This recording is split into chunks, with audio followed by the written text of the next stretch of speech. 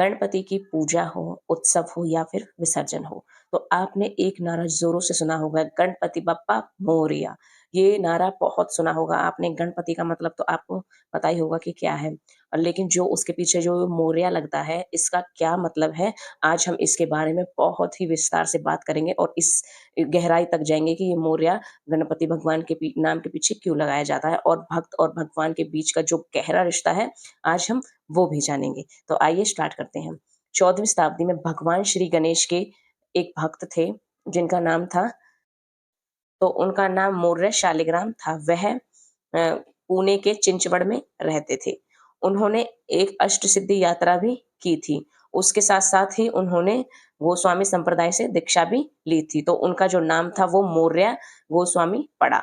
और उसके साथ-साथ उन्होंने एक नियम भी लिया था कि चतुर्थी के दिन वह हमेशा अपने मोरेश्वर भगवान के दर्शन करेंगे, जो कि उनके चिंचवड़ गाँव से थोड़ी-सी दूरी पर मोर गाँव में मोरेश्वर भगवान स्थित हैं, वो वहाँ पर उनके दर्शन करके आएँगे। और ये जो था, ये काफ़ी लंबे समय तक चलता भी रहा। उनका जो नियम था बिल्कुल टूटा नहीं था। लेकिन एक बार चतुर्थी के दिन वो थोड़े से लेट हो गए थे और जैसे ही वो मंदिर में पहुँचे तो मंदिर के जो पट थे वो बंद हो गए थे। उन्होंने पंडित जी से बहुत निवेदन किया, बहुत प्रार्थना की कि मुझे मेरे भगवान जी के दर्शन करने दीजिए, लेकिन पंडित जी ने मना कर दिया और वो वहाँ से चले गए।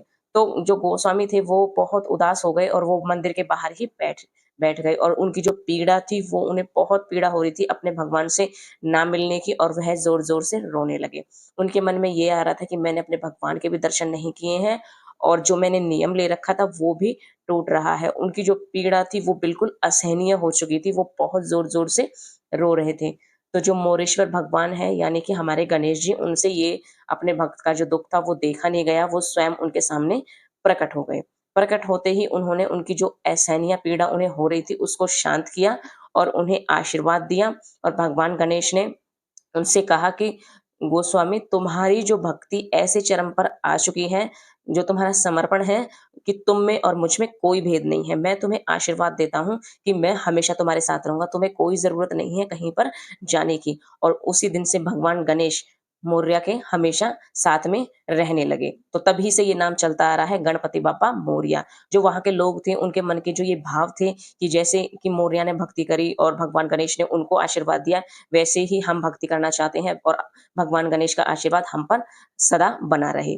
तो आप देख सकते हो कि भगवान गणेश ने अपने भक्त के लिए हमेशा वो उनके साथ ही रहे। उनको इतना मतलब अपने भक्त का दुःख आ रहा था, तो यहाँ पर पता चलता है कि भक्त और भगवान का जो रिश्ता है वो बहुत गहरा होता है। अपने भगवान से प्यार कीजिए और उनके जो फैसले होते हैं हमेशा उन पर खुश रहिए। रा